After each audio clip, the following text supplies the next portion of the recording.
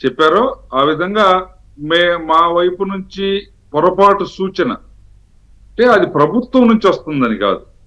చంద్రబాబు నాయుడు గారు చాలా crystal clear గా ఉన్నారు.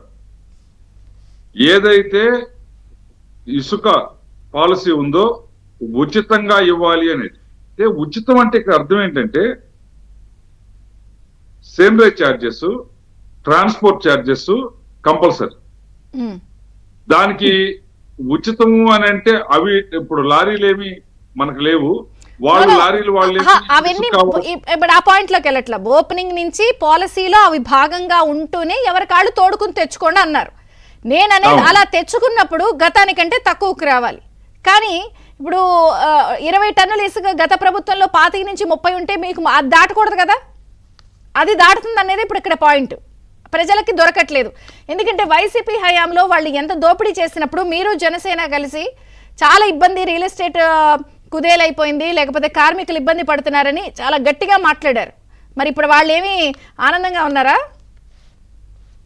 మేడం, ఇక్కడ ఖచ్చితంగా గతంలో కంటే ఎక్కువ ఉన్నది అనేటువంటిది అపోహ, అబద్ధం, అసత్యం. అక్కడక్కడ కావాలని వాళ్లే ఎవరో కొంచెం మెతక వైఖరి ఉన్నటువంటి, అంటే ఇప్పుడు మా దగ్గర ఉన్నారు అంటే అంత మా వాళ్లే అని కాదు, ఎవడో ఒకడు జారిపోయిన సచ్చో పుచ్చో గతంలో చేసినటువంటి వాళ్ళు ఇటు ఆ రీచ్ల దగ్గర ఉండటం వల్ల వాళ్ళని ఆశకి గురి చేసి కానీ లేదా గత ఆలోచనల ప్రకారం కానీ వాళ్ళు చేసి అక్కడ ఇక్కడ దీన్ని బదనాం చేయడానికి అలా చేసి ఉండొచ్చు. కానీ క్లియర్ కట్ గా పాలసీ ఉంది. ఈ రాష్ట్ర ముఖ్యమంత్రి గారికి స్పష్టమైనటువంటి అవగాహన ఉంది. ఇసుకలో ఏ విధమైనటువంటి అంటే ఈ అధికంగా ధరలకి అధికంగా డబ్బులు వసూలు చేసి దాంట్లో నుంచి సంపాదించుకునేటువంటి మార్గాల్లోకి తెలుగుదేశం పార్టీ కార్యకర్తలు ఎవరు దానికోసం అర్రులు చాస్తూ కూర్చోలేదు. అయితే మీరన్నట్టు ఇప్పుడు ఏదైనా సరే ఒక అవకాశం వచ్చింది అంటే ఈ డబ్బు సంపాదనలో యావలో ఉండేటువంటి వాళ్ళకి చాలా సందర్భాల్లో రాజకీయ పార్టీలతో నిమిత్తం లేదు, లేకపోతే విలువలతో నిమిత్తం లేదు, వచ్చి వాలిపోతా ఉంటారు. వాలిపోయేటప్పుడు ఈరోజు మీరు చెప్పినట్టు తగద తమ్ముళ్ళలో చెప్పినట్టు ఇక్కడ కూడా కొంతమంది ఏదో ఒక అంటే విశ్వామిత్రుడు లాంటి వాడే చెల్లించిపోయాడు. కరెక్టే. నేను అనేది దాన్ని లూప్ హోల్స్ అంటారు.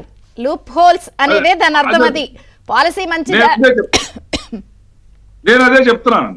ఇలాంటి వాళ్ళు కొందరు ఉంటారు. అది ఎప్పుడైనా ఉంటారు, ఎక్కడైనా ఉంటారు. ఇప్పుడు మన శరీరమే ఉందనుకోండి, ఇప్పుడు అన్ని అవయవాలు ఏకకాలంలో పర్ఫెక్ట్ గా ఉండటం జరగదు. ఏదో ఒక తలనొప్పో, కళ్ళు పీకటమో, కాళ్ళు లాగటమో, దగ్గు రావటమో, ఇలా చెయ్యి నొప్పో, ఇలా ఒక మన శరీరంలోనే అన్ని భాగాలు ఏకకాలంలో కరెక్ట్ గా ఒకే రకంగా పనిచేయవు. అదే విధంగా ఒక పార్టీలో కూడా కొంతమంది ఈ చొరబాటుదారులు లేకపోతే వాళ్ళు మీరు దీన్ని ఇంత సమర్థించుకుంటూ వెళితే ఇందాకో మాట అన్నారు, ఏమంటే అక్కడక్కడ అని అంటున్నారు. మీకు నేను కొన్ని ఇన్స్టెన్సెస్ చెప్తాను. పల్నాడు జిల్లాలో ఇసుక బ్లాక్ మార్కెటింగ్ చాలా ఎక్కువగా ఉందని ఆంధ్రజ్యోతి కథనం వేసింది. నరసరావుపేట, వినుకొండలో అయితే